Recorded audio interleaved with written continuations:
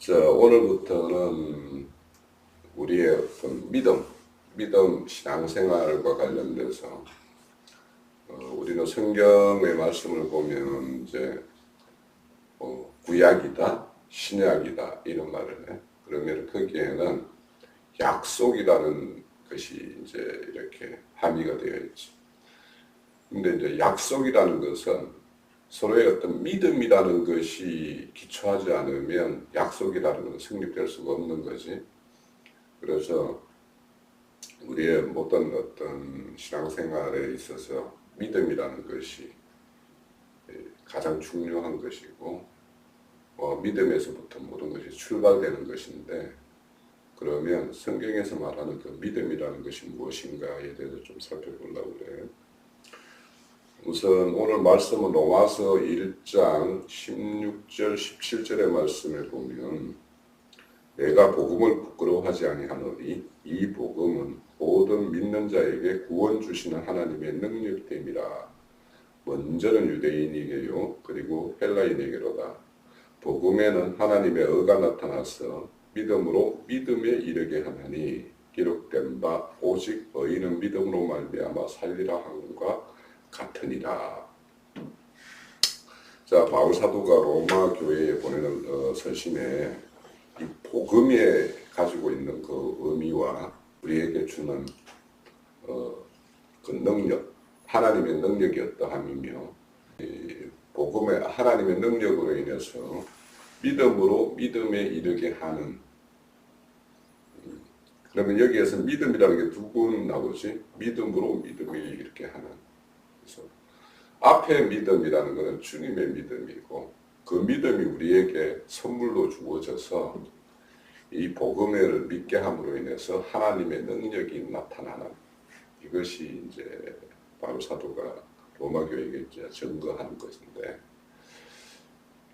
세상에서 의인이라는 것과 성경에서 의인이라고 하는 것이 아주 대조적으로 다른 것인데, 그것은 뭐냐면 세상에서 의인이라고 하는 것은 세상의 어떤 윤리, 도덕 이런 모든 면에서 어렵게 행한다라고 하는 그런 것들을 이제 의인이라고 한다라면, 성경에서 의인은 믿음으로 말미암아 사는 사람을 의인이라고 한다라는 거야. 자, 그래서 오늘은 이제 믿음으로 믿음에게 이르는 것이 무엇인가. 그래서 로마서 1장 16절 17절에서 이렇게 언급하고 있는 내용들에서 이제 살펴보려고 해요. 자, 그러면 우리가 이제 먼저 하나 딱 전제를 두어야 될 것이 하나, 이제 우리 신약 성경에서 믿음이라는 단어가 피스토스라고 써. 믿음이라는 게 피스토스예요. 그런데 신약에 그 충성이라는 단어를 딱 찾아보면 또 피스토스라는 똑같은 단어를 써. 그러면 믿음이라는 것과 충성이라는 말이 똑같은 의미를 담고 있다는 거야. 그러면 우리가 일상적으로 생각할 때 믿음이라는 것과 충성이라는 것은 다른 의미인 것처럼 보이는데, 성경에서는 믿음과 충성이 같은 단어를 쓰고 있다는 거야. 여기에서 우리가 오늘 이 믿음에 대해서 증거하는 내용들은 우리가 새롭게 이해를 할 필요가 있다라는 생각이 드는 거야. 자, 한때 우리가 믿으면 됐지 이런 생각을 많이 가지고 있었어. 오늘날도 대부분의 사람들이 믿음하면 믿기만 하면 된다라고 이렇게 말씀을 해. 그래서 어떤 신앙인에 있어서 삶을 강조하는 것은 오히려 행위를 강조하는 것처럼 이렇게 여겨서 굉장히 거부감을 이렇게 가지고 있어. 나 역시 신앙생활을 하면서 믿으면 되는 것이지 무슨 그것을 자꾸 삶을 이야기하고 하냐, 그런 어떤 그에 대해서 좀 알레르기 반응을 가졌던 사람인데, 그런데 이제 신앙을 하면서 신앙에 그러면 우리가 신앙생활을 하는 어떤 결과가 있어야 될 거 아니에요. 결과물이. 그것을 흔히 이제 성경에서는 이제 열매 이렇게 성령의 열매 말합니다. 그럼 열매가 어떤 것이어야 하는가 이거에 대해서 이제 생각을 하게 됐고, 근데 열매라는 것은 이제 이렇게 드러나는 것이거든.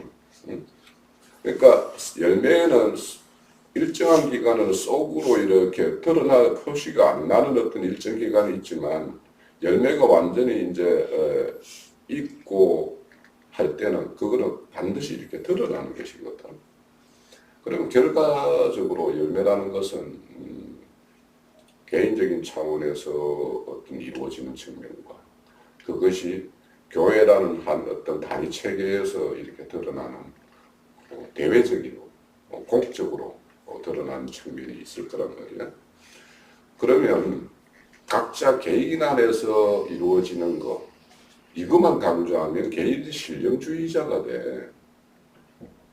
그런데 우리는 교회라는 어떤 단체를 떠나서 이 신앙생활이라는 것은 아무 의미가 없어. 하나님이 뜻하는 바도 아니야. 그래서 우리의 어떤 모든 것은 개인을 불러서 교회 안으로 단체적인 건축을 이루는 것이 하나님의 뜻이거든. 그러면은 이제 이 개인적인 차원과 공적인 차원, 교회의 어떤 단체적인 차원, 이것이 이제 별개일까? 그럴 수는 없겠지. 개인적인 차원에서 이루어진 일들이 공적인 차원에서 이렇게 반영이 되고 나타나고 그 어떤 교회의 이룸에 있어서 영향을 반드시 미치게 되어 있거든. 그래서 우리가 이제 구약에 성전 건축을 할 때 보면 성전 건축에는 많은 이제 그 석축물이 있게 되지. 돌이 많이 필요해. 그러면 돌을 어디에서 이렇게 떠냐 하면 돌은 치석장에서 떠가지고 거기에서 다 다듬어가지고 성전에 와서는 딱딱 이렇게 맞추는 작업만 하거든. 그래서 성전 안에서는 망치와 정치는 소리 이런 소리가 없었다고 그래. 그거는 왜 그러냐면 그래서 하나님은 각자 개인에게 여러 가지 각자의 그 맞는 어떤 체험들 이런 것들을 통해서 그 사람을 이렇게 믿음을 키우고 생명을 성장시켜서 이제 교회로 이렇게 나타나게 한단 말이야. 그러니까 우리가 어떤 교회를 이루는 데 있어서 각자가 가지고 있는 체험은 다 달라. 그래서 각자가 교회에 와가지고 여러 가지 감정이 있을 수 있어. 그런데 그 감정은 각 사람에게 해당되는 것이지 그게 모두에게 해당되는 일은 아니야. 그러니까 하나님은 그 사람의 어떤 형편이나 각 사람의 어떤 기질이나 이런 것 따라서 가장 적절한 어떤 경험과 이런 교훈을 통해서 그 사람을 교회를 이루는데 합당한 사람으로 이렇게 양육을 시키는 거거든. 그래서 각 다른 사람들의 어떤 경험을 들어보는 거는 좋은데 이 모든 교회를 이룸에 있어서 각자가 경험했던 감정이 교회를 이루는 데에서 그게 중심이 되는 거는 심각한 문제가 있을 수가 있어. 그거는 오히려 부작용이 더 많을 수가 있어. 자, 지난 시간에 이제 우리가 그 영을 분별하라는 그런 말씀을 나눌 때에도 바울 사도는 삼층천을 경험을 하고도 그 경험을 하고 그것을 고린도 교회에 보낼 때에는 10년 후에 자신이 경험했던 것을 밝히고 있어. 왜 바울 사도가 그렇게 했을까? 바울 사도가 경험한 그 삼층천의 경험을 다른 사람, 모든 사람들에게 유익하다고 말할 수가 없는 거야. 다 그걸 이렇게 발설함으로 인해가지고 내가 삼층천을 경험했다 한다라는 것을 여기 주위에 있는 모든 사람들이 그것이 듣는 것이 유익한 사람도 있겠지만 무익한 사람도 있을 수가 있어. 그래서 그런 어떤 그 아주 비밀한 것을 경험하고도 그것을 10년이나 이렇게 묵혔다가 그 고린도 편지, 두 번째 편지에서 딱 그런 것을 밝히고 있거든. 자, 그래서 각자가 경험한 것들, 각자가 이렇게 하나님의 어떤 특별한 은혜에 의해서 경험했던 내용들을 통해서 그 사람을 양육한단 말이지. 그러니까 그 사람을 양육해서는 교회에 유익을 끼치기 위해서 이제 공적으로 이제 그 열매가 나타나야 되는 건데, 그러니까 공적으로 나타나는 것은 어떤 교회의 모두에게 유익한 부분으로 드러나게 해야지, 그것이 개인의 어떤 자랑이라든지 나의 경험이 모든 사람에게 적용되는 어떤 일반화시키는 거라든지 이런 거는 큰 우려를 범할 수가 있거든. 자, 그래서 여하튼 열매는 개인 차원에서 이루어지는 것이 공적인 차원에서 이렇게 나타나게 하는 것이 하나님의 일하십니다.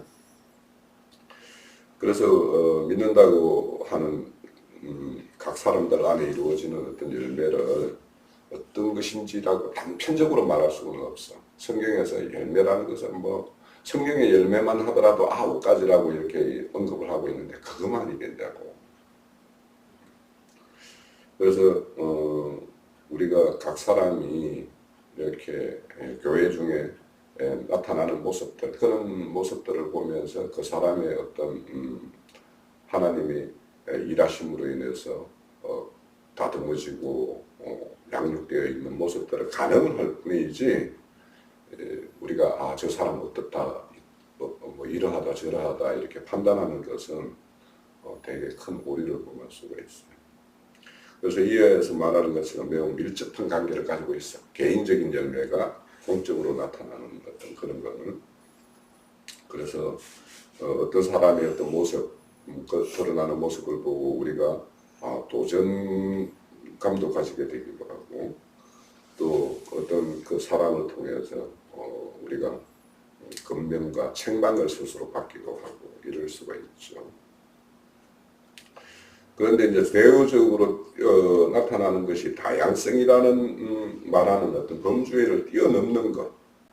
그러니까 그 범주라는 것은 지난주에 우리의 모든 기준은 성경에서 이제 말씀하시는 어떤 부분인데, 그것이 벗어나는 것이라면 그 사람이 믿는 것과 그 사람이 성경에 대해서 아는 것과 또 그 사람이 그 말씀에 따라 사는 것이 서로 일체가 되지 않고 괴리되어 있는 어떤 그런 하나의 어떤 증거가 될 수 있기 때문에, 그래서 교회 중에서는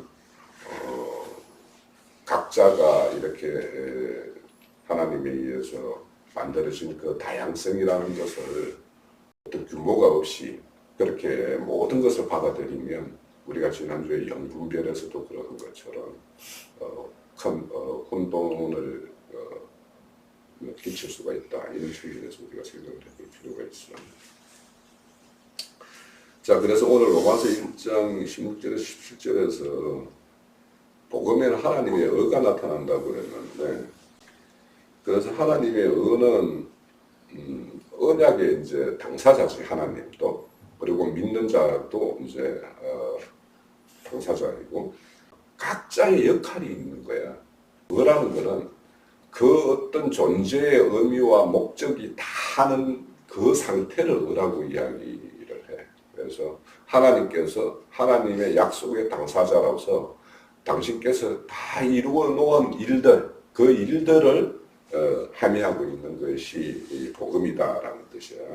그러므로 복음을 믿음으로 말미암아 구원에 이른 사람의 삶을 어떠해야 하는지, 그러면 복음을 믿음으로 인해서 구원에 얻은 사람으로서 그 사람이 믿는다라고 하는 그 믿음의 내용, 그리고 그 사람이 어떻게 지금 뭘 어떻게 믿고 있는지, 그리고 그 믿음의 결과에 대해서는 우리가 늘 점검해 볼 필요가 있다는 거예요. 그러니까 모든 사람들이, 우리가 교회를 이루고 있는 모든 사람들이 믿지 않는다라고 말하면서 교회를 이루는 사람은 없어. 다 믿는다고 해. 어떤 모임도 다 믿는 사람들끼리 모여 있다라고 이야기하는데, 그런데 그 모임의 어떤 사람들마다 믿음의 내용이 다르고 믿는 방식이 다르고 믿음의 어떤 결과가 전혀 다르게 이렇게 나타나는 것들은 이 믿음에 대해서 우리가 큰 오해를 하고 있는 것이 있을 수가 있다라는 거예요. 자, 우리의 어떤 믿음의 내용에 대해서 점검할 거는 우리의 믿음의 대상은 누구야? 예수 그리스도, 하나님이지. 자, 예수를 믿는다는 말은 하나님께서 예수 그리스도를 통해서 우리를 위해서 이루어 놓은 일들을 믿는다라는 뜻이야.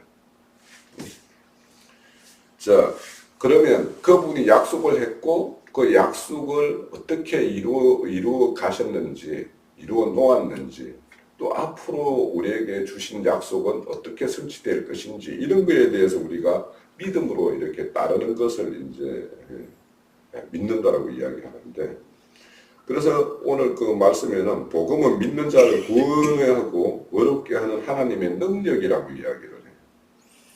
그래서 인간은 생명의 주인이신 하나님을 버리고 스스로 주인되는 어떤 파멸의 길을 갔던 그런 사람들에게 자신의 생명을 바쳐서 살려내고 어렵게 하신 그 내용이 복음에 나타나 있고, 그것이 이루어지는 것은 하나님의 능력에 의해서 이루어진 일이다 하는 것이 로마서야. 그러니까 예수 그리스도를 믿는다고 하면서 스스로 자기를 자랑하는 사람들이 있으면 그 사람들은 하나님의 능력으로 이루어진 것들을 자기의 능력으로 이렇게 탈취하는 것과 똑같은 것이 되겠지.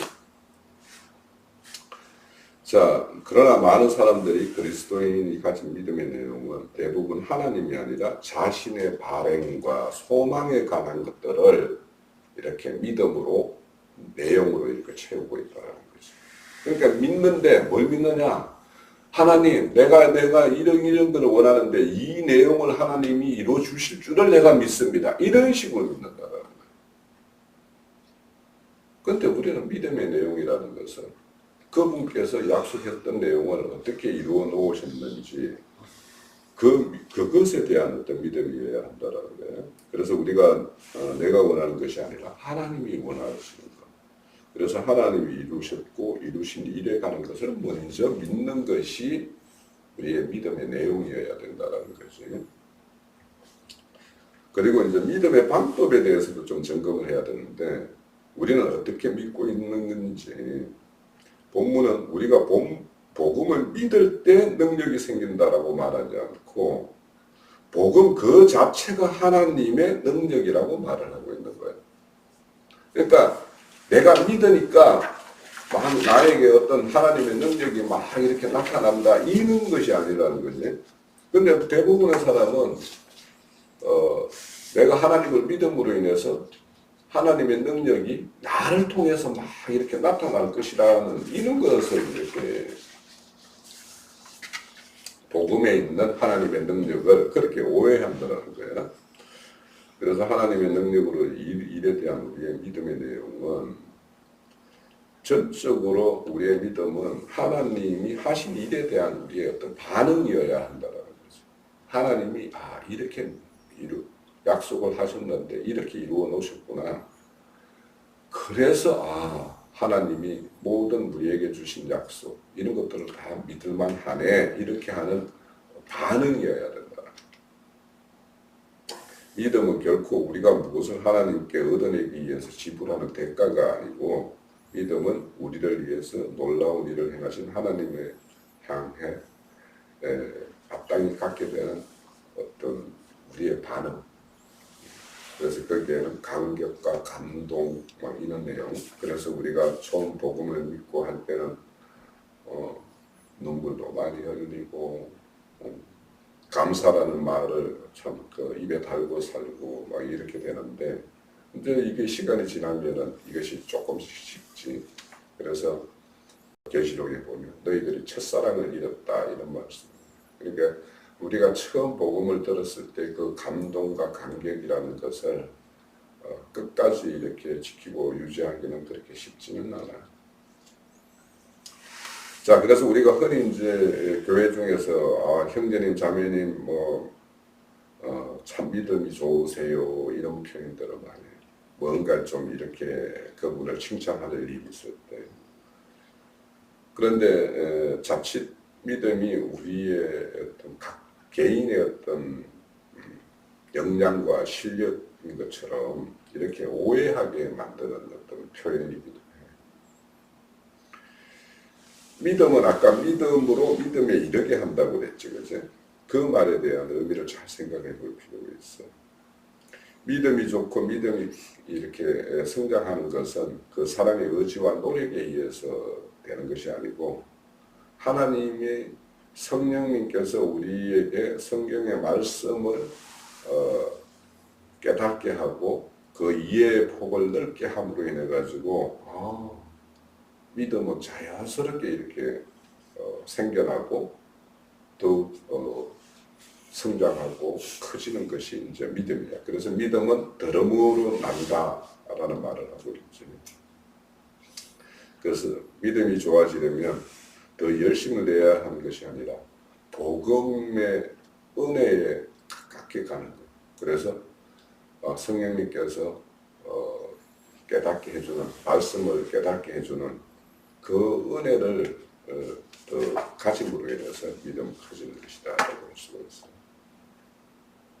또 믿음의 결과에 대해서 우리가 늘 이제 점검을 해야 되는데, 자, 앞에 본문에 보면 믿음으로 믿음에 이르게 한다라고 말하고 있지. 그런데 우리가 복음을 통해서 믿음으로 어렵게 된 삶을 이제 시작하게 됐어요. 왜? 의인은 믿음으로 산다라고 그랬으니까 믿음으로 사는 어떤 삶. 그래서 아까 처음 이제 서두에 말했듯이 믿음이라는 말과 충성이라는 같은 말이에요. 그러면 어려운 삶을 산다라는 것은 충성된 삶을 산다라는 것이에요. 그러면 우리가 충성이라는 말에 대해서는 뭐야? 충성이라는 것은 말에만 있는 것이 아니고 그 말과 행동 이것이 이제 일체가 이루어졌을 때 충성이라고 이야기하지. 그러니까 주인이신 우리의 생명을 피값으로 산 그 주인이 우리에게 지시하고 명령한 것들을 그대로 이렇게 따르는 것, 그걸 준행하는 것, 이것이 이제 충성된 모습이잖아, 그렇지? 그래서 우리가 믿음으로 산다라는 것과 그것을 보고 의인의 삶이라고 이야기하는 것은 충성된 삶이야. 그러니까 충성된 삶이라는 것을 우리가 잘 생각해 봐야 돼. 믿음은 우리가 계속해서 걸어가야 할 길을 계속 걷게 될 것이라는 어떤 그런 것을 함의하고 있고, 그래서 성경은 오직 의인은 믿음으로 말미암아 살리라고 말하고 있는데 이 의인은 충성되게 살 것이다 라는 말과 똑같은 말이다. 그래서 우리가 믿음, 소망, 사랑 이런 말이 있듯이 믿음이라는 것은 소망이라는 말과 이렇게 떼놓을 수 없는 말인데, 왜 그러냐면 히브리서 11장 1절에 보면 믿음은 바라는 것들의 실상이요 보이지 않는 것의 증거니 이런 말씀이 있어. 그러면 믿음이라는 것은 뭔가 믿음이 있으면 바라는 것이 있다라는 거예요. 그게 이제 우리가 다른 말로 하면 소망이지. 그러니까 믿음과 소망이라는 것은 딱 짝을 이루고 있어. 그래서 소망이라는 내용이 아까 우리가 믿음의 어떤 내용에 대해서 우리가 원하는 것들을 이렇게 믿음 내용을 채우는 것이 아니라 하나님께서 바라는 것들을 우리의 믿음의 어떤 소망의 내용으로 채워야 된다라고 앞서서 이제 이렇게 이야기했는데, 또 다른 한 말, 믿음이라는 것과 충성된 삶이라는 것과 이것을 짝 해야지 우리가 믿음의 어떤 결과물이 하나님의 뜻과 합치되는 어떤 결과물을 얻을 수가 있을 거라는 생각이 들어요. 그래서 이제 충성이라는 말은 다른 우리가 성경에서 쓰는 말로 또 이렇게 덩치를 시킨다라면 순종의 어떤 삶 이런 거하고 아마 매칭이 될 거야. 그래서 우리가 이 믿음을 말할 때 믿음의 내용인 그 소망을 어떤 소망을 가지는가, 또 믿음에 따라서 어떤 순종의 삶을 사는가, 이것이 결국에는 의로운 의인의 삶이라고 이렇게 말할 수가 있을 거예요. 그래서 우리가 믿음으로 받아들인 진리는 반드시 그거는 우리의 각자의 삶에 그대로 투영되고 반영되게 되어 있습니다. 그래서 믿는 것은 삶에 반영되지 않는다라면 그게 믿는데 믿음은 아는 것과 이제 이렇게 일체를 이룬다고 그래서 그러면 아는 것에 그치게 되면 그것은 단순히 아는 어떤 지식에 머물게 되고 그 지식이 우리 삶에 반영이 되어서 우리 각 삶의 어떤 모든 영역에 영향을 미치게 되면 그것이 어떤 지식이 생명화가 되었다라고 그래요. 그래서 결국에는 의인의 삶이 되려면은 우리가 믿음에 따라서 하나님에 대해서 아는 이것이 삶에 반영되는 그런 삶을 우리가 의인의 삶이라고 할 수 있을 것 같아요. 그래서 그리스도인은 자신의 어떤 믿음과 삶이 조화를 이루는 건 있는지 이거에 대해서 늘 점검해야 되고 우리가 올바른 믿음의 길을 가고 싶다라면 우리가 과거의 세상의 어떤 가치 기준으로 살았던 어떤 그런 본성이 있어요. 앱본성, 앱버전이 이게 있고 또 세상이라는 그 어떤 살았던 어떤 그런 예전에 세상의 방식으로 살았던 어떤 그런 간성적인 어떤 것이 있어. 그래서 그런 것들로 인해서 우리가 믿음 신앙을 한다라고 하지만은 언제든지 그것이 우리 어떤 믿음의 길을 이렇게 다르게 곁길로 이렇게 빠지게 만들거나 애복시킬 수가 있어요. 그래서 우리는 늘 그런 어떤 우리의 믿음의 내용에 대해서도 늘 점검을 해야 되고 우리가 지금 하루하루 어떤 삶을 경영하면서 우리의 과거의 구습에 의해서 내가 가는 길이 이렇게 변질되거나 애곡되는 길로 이렇게 나아가지 않는지 이런 것에 대해서 우리가 늘 점검을 할 수가 있어요. 그래서 우리는 수시로 내가 내 인생의 주인이라고 생각하는 이 삶을 나의 삶의 주인은 나를 피값으로 주님이 진짜 진정 주인 되는 삶 그런 삶이 이렇게 되게 하기 위해서는 믿음의 주에 온전케 하시는 예수를 늘 봐야 된다. 그래서 믿음이라는 것을 앞서서 믿음으로 믿음에 이르게 한다라는 말은 앞에 믿음이라는 것은 우리에게 있는 믿음은 믿음의 주인인 예수 그리스도 안에 있는 그 믿음이 작동되어서 그 믿음이 우리 각자에게도 분배되어서 그 믿음이 작동되어야지 내 개인의 어떤 확신과 뭐 신념과 관련 같은 이런 것을 믿음이라고 말하지 않는다는 거예요. 자, 그거는 이제 앞으로 계속 이어지는 말씀에서 이 믿음으로 믿음을 이렇게 하는 것.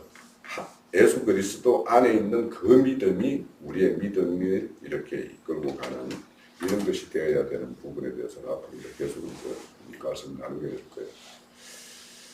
그래서 복음에 들어있는 하나님의 어려운 능력이 믿음의 길을 갈 수 있도록 우리를 잡아주도록 우리는 늘 예수님을 바라봐야 되는 그런 삶을 살아야 된다는 거고 그리고 믿음으로 산다는 것은 진리의 기준에 자신을 맞추어 사는 것. 그러니까 내가 주인 돼서 사는 것이 아니라 예수 그리스도가 주인인 내 인생의 경영.